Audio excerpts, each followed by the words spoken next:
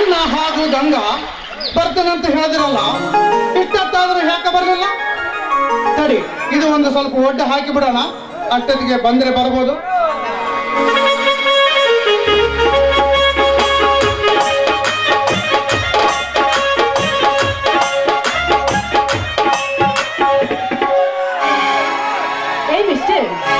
ಇಲ್ಲಿ ಈ ಊರಲ್ಲಿ ಸಾವುಕಾರ ಜಮೀನ್ದಾರ್ ಜಯರಾಜರ ಜಮೀನಲ್ಲಿ ಬರುತ್ತೆ.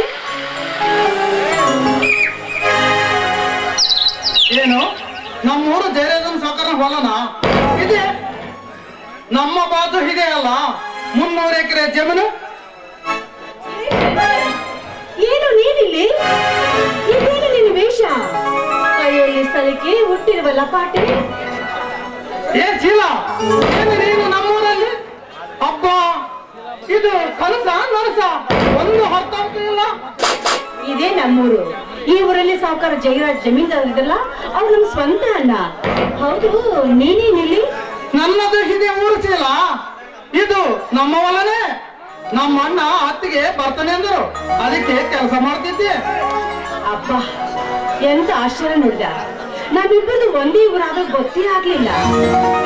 ಎಲ್ಲಿ ನಮ್ಮಿಬ್ಬರ ಪ್ರೀತಿ ಮುರಿದು ಬಿಡ್ತು ಅಂತ ನಾ ತಿಳ್ಕೊಂಡಿದ್ದೀನಿ. ಆ ದೇವರು ಒಂದುಗೂಡಿಸ್ಬಿಟ್ಟ. I love you. ಇನ್ನು ಮುಂದೆ ಈ ಪ್ರೀತಿ ಮುಂದರಿದಿಲ್ಲ ಚೀಲ. ಶಂಕರ್, ಏನ್ ಮಾತಾಡ್ತಾ ಇದೀಯ ನೀನು? ನಮ್ಮಿಬ್ಬರ ಪ್ರೀತಿ ಬಗ್ಗೆ ನಾವು ಏನೇನು ಆಸೆ, ಎಷ್ಟೆಲ್ಲ ಕನಸು ಕಟ್ಕೊಂಡಿದ್ದೀವಿ ಅಂತ ನಿಮ್ಗೆ ಚೆನ್ನಾಗಿ ಗೊತ್ತಿರ್ಬೇಕಲ್ಲ. ಹೌದು ಚೀಲ, ಕನಸು ಕಟ್ಟಿಕೊಂಡಿದ್ದು ನಿಜ. ಆದರೆ ಅವಾಗ ನಾನು ಯಾರಂತ ಗೊತ್ತಿರ್ಲಿಲ್ಲ, ನೀನು ಯಾರಂತ ಗೊತ್ತಿರ್ಲಿಲ್ಲ.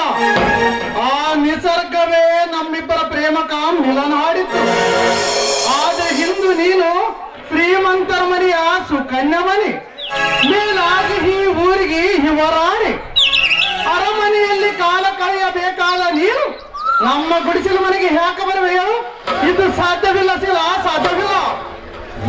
ಅಂದ್ರೆ ನಿನಗೆ ನನ್ನನ್ನ ಸಾಕೋಕ್ಕಾಗೋದಿಲ್ಲ ಅಂತ ನೇರವಾಗಿ ಹೇಳ್ತಾ ಇದ್ದೀರಾ? ನೋಡು ಶಂಕರ್, ಈ ಮುಂಚೆ ನಾವಿಬ್ರು ಹೇಗಿದ್ವೋ ಹಾಗೆ ಇಟ್ಬಿಡೋಣ ಸಿಟಿಯಲ್ಲಿ. ನನ್ಗೆ ಯಾವ ಆಸ್ತಿನೂ ಬೇಡ, ಯಾವ ಅಂತಸ್ತು ಬೇಡ.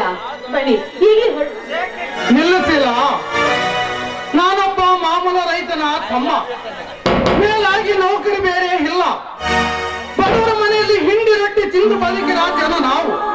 ಅಂದಾಗ ಸಿರಿ ಸಂಪತ್ತಿಗೆಲ್ಲಿ ಬೆಳೆದ ನಿನ್ನನ್ನು ನರಕಕ್ಕೆ ತಂದು ಹಾಕಿದ್ರೆ ಆ ಪಾಪ ನಾನು ಸುಮ್ಮನೆ ಬಿಡ್ತೆ?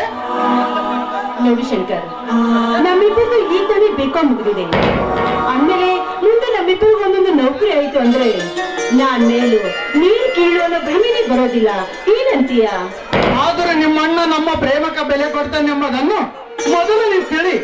ಮೊದಲೇ ನಿಮ್ಮಣ್ಣ ಹಣವಿಲ್ಲದವರನ್ನು ಕೀಳಾಗಿ ನೋಡೋ ಮನುಷ್ಯ, ವಿಚಾರ ಮಾಡು. ನೋಡು, ಆ ಕೆಲಸನ ನನಗ್ ಬಿಟ್ಬಿಡು. ಬಾ, ಈ ಹಸಿರು ಬಣ್ಣ ರಾಶಿಯಲ್ಲಿ ತಂಗಾಳಿ ಸೂರಿ ಸೂರಿ ನಮ್ಮಿಬ್ಬರ ಮಿಲನವನ್ನ ಸವಿ ಎಂದು ಭಾಸವಾಗ್ತಾ ಇದೆ.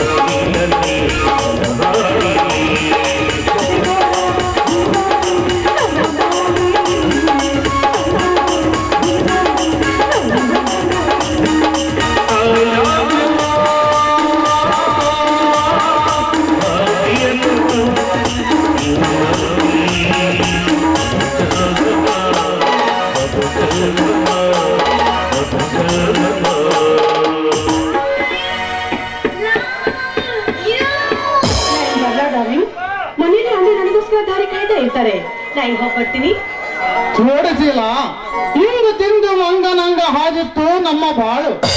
ಅದಕ್ಕಾಗಿ ಸ್ವಲ್ಪ ಎಚ್ಚರಿಕೆಯಿಂದ ಕಾಲಿಡು.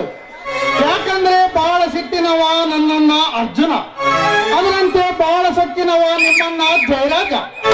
ಇದರ ಮಧ್ಯೆ ನಮ್ಮ ಜೀವನ ಹಸಿದು ಹುಲಿಗೆ ಬಲಿಯಾದ ಕುರಿ ಅಂತ ಹಾಗದು ಬೇಡ ನಮ್ಮ ಜೀವನ. ಸುಮ್ಮನೆ ಕೆಟ್ಟದ್ದನ್ನು ವಿಚಾರ ಮಾಡ್ಬೇಡ ನೀನು. ಅದ್ರ ಬಗ್ಗೆ ನೀನೇನು ಚಿಂತೆ ಮಾಡ್ಬೇಡ. ನೀನು ನಿಮ್ಮ ಮಂಟದ ಬಗ್ಗೆ ಮಾತ್ರ ವಿಚಾರ ಮಾಡು. ಬರ್ರ ಬಾಯ್ ಬಾಯ್ ಶಿವ.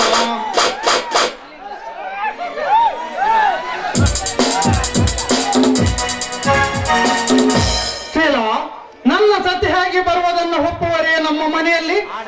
ಅದರಲ್ಲೂ ದೊಡ್ಡವನ ಅರ್ಜುನ ಮದುವೆಗೆ ಮುಂಚೆ ನನ್ನ ಮದುವೆಗೆ ನನ್ನ ದೊಡ್ಡ ಹಣ್ಣ ಒಪ್ಪವನ ಅಂದಾಗ ನನ್ನ ಪ್ರೀತಿ ವಿಚಾರವನ್ನು ಹೇಗೆ ತಿಳಿಸಲಿ?